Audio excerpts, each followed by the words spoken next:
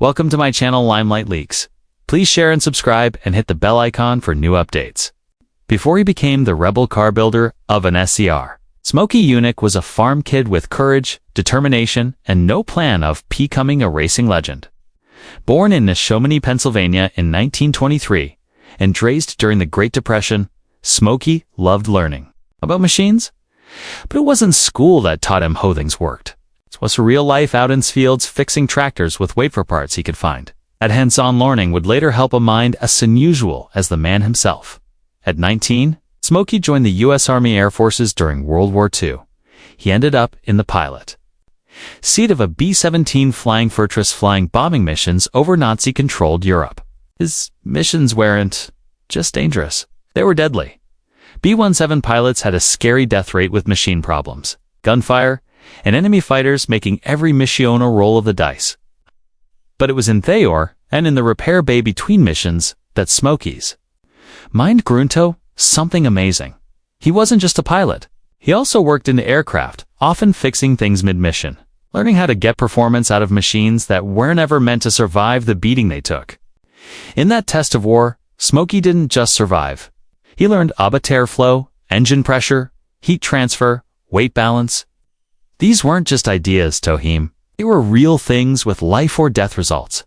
When he returned to America after Theor, Smokey had a new goal. He brought the smart thinking of a combat pilot and the careful engineering of an aircraft mechanist into a different battlefield, a Theros track. And from that moment on, he didn't just build fast cars. He built machines of planned chaos. War had taught Smokey Yunick how to stay alive. Now it would teach him how to win. Smokey Yunick didn't come back from Theor with medals. He came back with a way of thinking that was made inside the cramped, freezing, violently shaking body of a B-17 bomber. As a pilot, he led a crew through skies filled with anti-aircraft fire and German fighter planes. But more than just flying, he understood what made the planes work. Every sound, shake, and change told him something. And unlike most pilots, Smokey could take the engines apart and put them back together himself. Kumbat, he learned that speed wasn't just about horsepower. It was about survival. Airflow kept you alive. Efficiency got you home. Weight placement decided whether your landing gear would hold after bullets ripped through your bottom. Smallest machine problem could mean instant death. In that constant awareness, every bolt, every leak, every shake trained him to see machinesna. Still objects, but as living systems. Back in regular life, Smokey carried that same careful edge of death training into his garage. While other mechanics used trial or old tricks, Smokey used military-level systems thinking. If a car had weak brakes, he didn't just change the pads. He recalculated the system's entire weight distribution. If an engine ran hot, he didn't add coolant. He redesigned the flow patterns. He didn't want it to work. He wanted it to serve war on the track. What made Smokey different wasn't just knowledge, it was urgency. Every build was a mission. Every change was prepared. Hiskers didn't just perform, they lasted. And every time a rival laughed at his unusual methods, Smokey just smiled, because those same methods had gotten him and his crew back home alive in the air. Smokey learned quickly that close enough wasn't good enough. Wartime aircraft repair demanded a level of exactness that few outside the military ever understood. Parts had to work together perfectly under extremes, off-stress, pressure, and temperature. There was no room for sloppiness or delay. Every system had to be battle-ready and win. Something failed. It wasn't a breakdown. It was a death sentence. That level of high-stakes engineering changed how Smokey approached machines for years of his life. He became obsessed with measurements, gear ratios, valve angles, heat expansion, force loads. Smokey didn't see specs as suggestions. They were survival information. When he began working on race cars, he treated them the same way he treated bombers, as systems of possible failure. But unlike other builders, he hadn't just memorized specs, heckling them. If something could be lighter without breaking, he did it.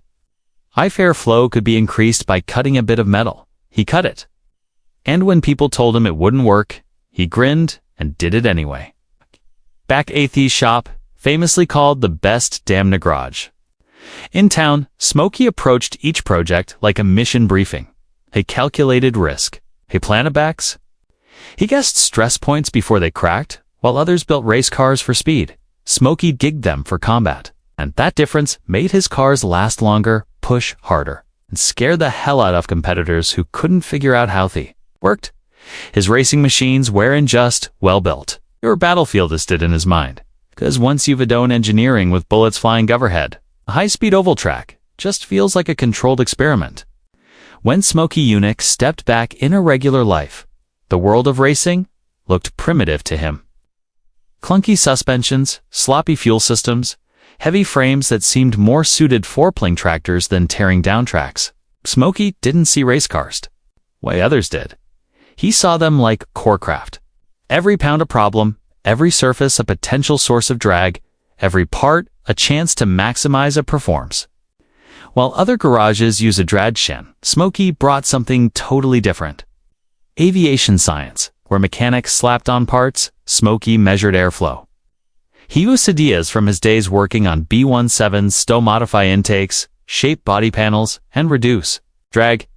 He streamlined fuel lines and improved combustion as if he were prepping an aircraft for high altitude efficiency. Every change had purpose. Every gram had torn its place. The result? Cars that didn't just go fast. They glided, sliced, and outlasted. He didn't just build engines. He treated them like turbocharged prop units. Ewan, happy with factory tolerances, he machined new parts if he thought the originals were lazy. His cooling systems copied altitude-based heat management. His suspension tuning considered. His force distribution like an airframe designer. In short, Smokey applied flight logic to street-level speed, and it worked better than anyone expected. Track officials and rival teams couldn't understand how his cars were doing what they did. But Smokey wasn't cheating.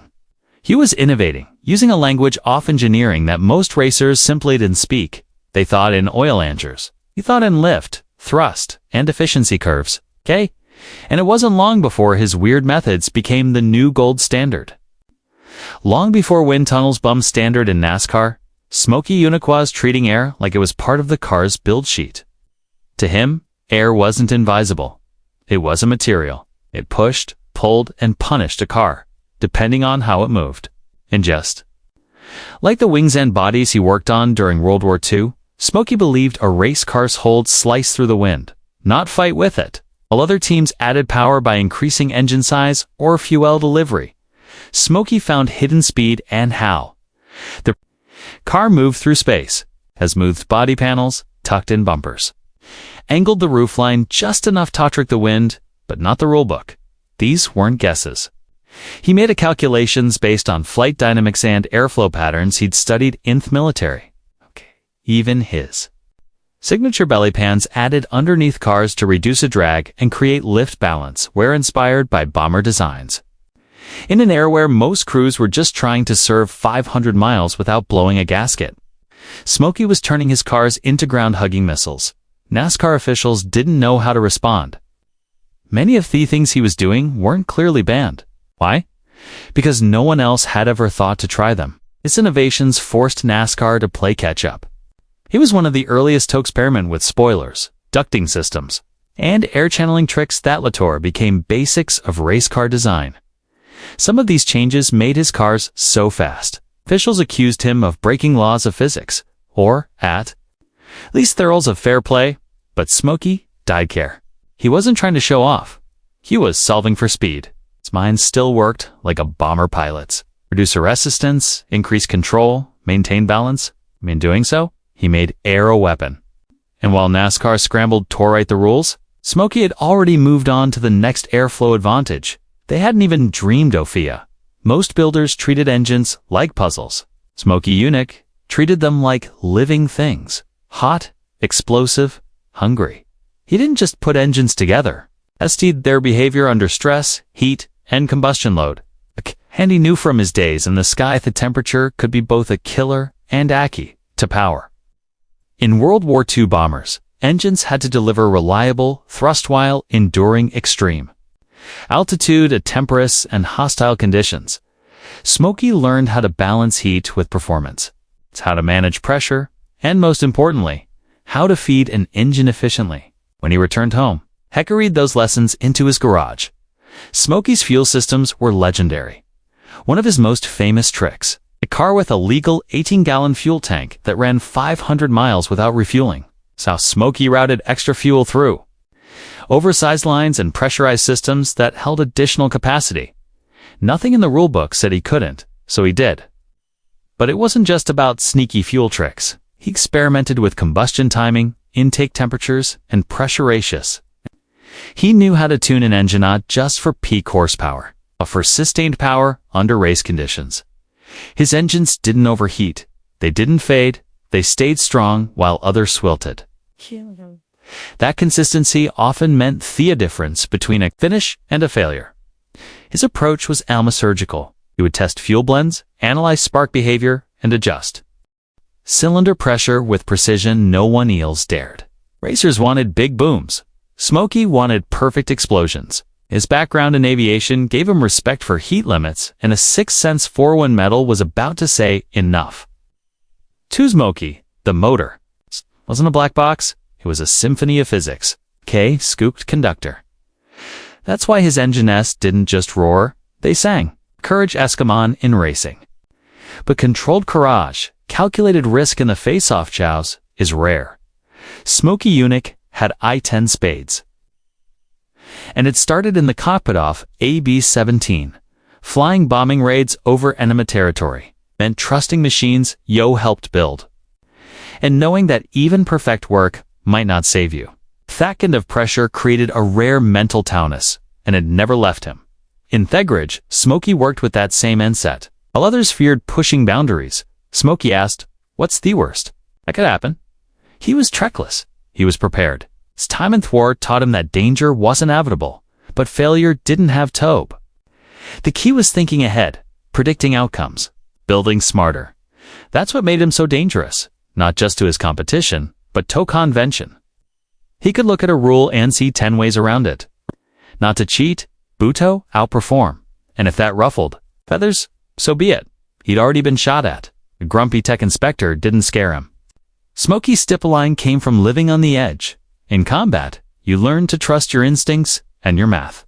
In racing, he used both. He was bold enough to talk at chances like redesigning frames, rerouting fuel lines, or shaving off ounces, others thought.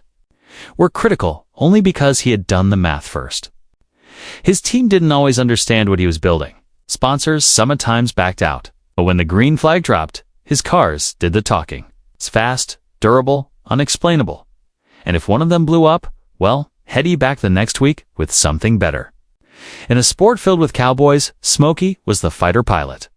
.com, under pressure, unshaken by risk, not just willing to push the edge, but trained to live there. For most builders in NASCAR's early days, the idea of being banned, fined, or blacklisted was terrifying. Careers were fragile. Reputations wary of everything. But for Smokey Yunick, who had survived German flak, crash landings, mechanical failure at 30,000 feet, those kinds of risks barely registered, he'd face death. Slap-on thrust from NASCAR? That was just noise. This fearlessness allowed him to experiment in ways that seemed reckless to others, but calculated to him. He uncephalously rolled his car through post-race inspection. Tech guys nitpicking everything. They removed part after part, trying to find an illegal medication.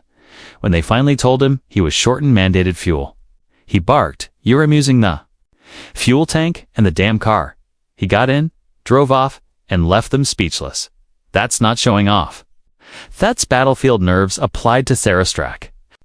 Smokey was unafraid off-seating the rulebook, not because he wanted to cause trouble, but because his sense of risk had been permanently recadritor. Hi. He saw others as plain scared, and in his mind, scared men didn't win races. Rewrote them. He knew how fragile life was, how suddenly it could be over. So why not try something bold? Why not build the craziest intake manifold anyone had ever seen? Why not bend the edges of the rulebook until it screamed? That's how legends are made, not by staying in line, but by stepping over it just far enough to change the game. This war-born fearlessness was Smokey's superpower. It gave him the courage to innovate, to backbone, to defend his ideas, and audacity. To outthink everyone in Thegridge? And when people called him crazy, He didn't argue. He just smiled, lit another cigar, and kept building. Smokey Yunick never sugarcoated it. His time in the war didn't just influence him, it created him. He called it the most valuable education he ever received. And it wasn't just about tools or engines. It was about mindset. Viewer taught him discipline, under pressure, how to function, in chaos, and how to solve complex problems with minimal resources. It wasn't just technical, it was mental. While other mechanics learned in trad school, Smokey learned on runways, under fire, in freezing wind, trying to keep million-dollar machines alive for Ranather flight. There's no textbook for that. It forces a kind of clarity, a kind of sharpness, a refusal to accept failure as an outcome. And that clarity became his trademark as a builder. He brought military structure into a sport that was still figuring itself out.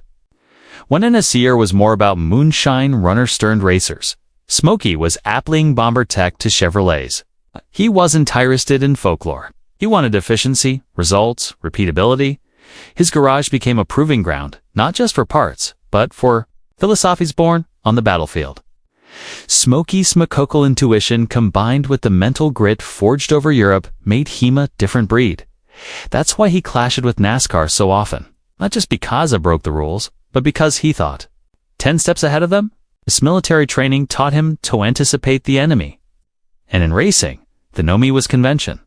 That's why his legacy endures. Not because he built fast cars, but because he brought a combat mindset to peacetime competition. And while NASCAR eventually evolved, it never fully caught up to Smokey. Because it wasn't playing the same game, it was running battlefield logistics at 200 mph. To call Smokey Yunick mechanic is like calling Picasso a painter. Peculiarly true, but completely insufficient. Smokey wasn't just turning wrenches. He was turning the entire motorsports world upside down. By the end of his career, it was clear he wasn't a racing. He had changed it. What made Smokey so hard to define was that he wasn't confined to one lane. He was a pilot, an engineer, a writer, an inventor, a provocator. Okay? His garage was part workshop, part laboratory, part think tank. He experimented with everything from engine configurations to aerodynamics to fuel flow rates. He even claimed to invent the extended tip spark plug. Whether or not that's true doesn't matter. People believed it because they believed him. After racing, Smokey became a prolific writer, a autobiography. Best Damn Garage in Town is a raw, unfiltered glimpse into the mind of a man who never held back. It's filled with brutal honesty, technical brilliance, and the kind of stories that make today's sanitized motorsports world seem dull by comparison. He exposed corruption. He mocked bureaucracy. He dared you to challenge him. Even after death, his legend continues. Tagro. Builders still study his methods. Teams still whisper about his tactics. And fans still debate whether he was a genius, a cheater, or something in between. But maybe that's the point. Smokey defied categories. He wasn't trying to fit in. He was trying to move sport forward. Today, his name stands as a symbol of fearless innovation, relentless intellect, and uncompromising grit. Smokey Yunick. Just ahead of his time. He was on a completely different timeline. Andrew saying has never quite caught up. Never quite caught up. Never quite.